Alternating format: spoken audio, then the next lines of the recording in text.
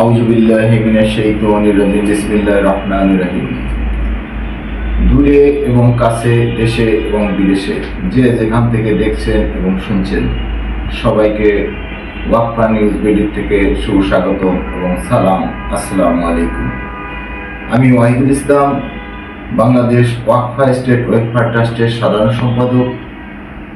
ওয়াকফা নিয়ে 7টি পর্ব নিয়ে আপনাদের সামনে হাজির হয়েছি। তো আজকে এটার প্রথম পর্ব। ওয়াকফা কি, কেন, কোন উদ্দেশ্যে ওয়াকফা সৃষ্টি হয় এবং বাংলাদেশে ওয়াকফার অবস্থান এবং বর্তমান ওয়াকফার পরিস্থিতি কি আছে, এই নিয়ে 7টি পর্বের আলোচনা। আজকে আমি প্রথম পর্বের আলোচনা করতে যাচ্ছি।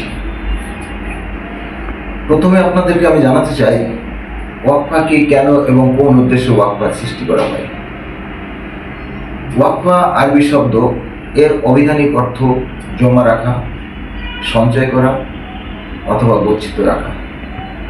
অর্থাৎ ইসলাম ধর্মের উদ্বুদ্ধ হয়ে কোনো মুসলিম ব্যক্তি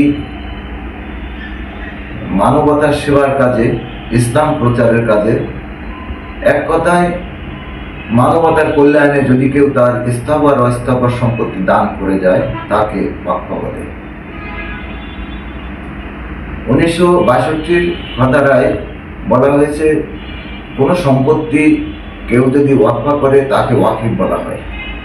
কোনো সম্পত্তি ওয়াকফা করার পরে এই সম্পত্তিতে ওয়াকিফের আর কোনো শর্ত থাকে না, এই সম্পত্তি আল্লাহর সম্পত্তি বলে পরিগণিত হয়। অর্থাৎ ওয়াকফা সম্পত্তি আল্লাহর সম্পত্তি বলে বিবেচিত হয়। এটা আমরা অনেকেই জানি না। ওয়াকফা সাধারণত 2 প্রকার: ওয়াকফা ফি সাবিলিল্লাহ, ওয়াকফা আল আওলাদ।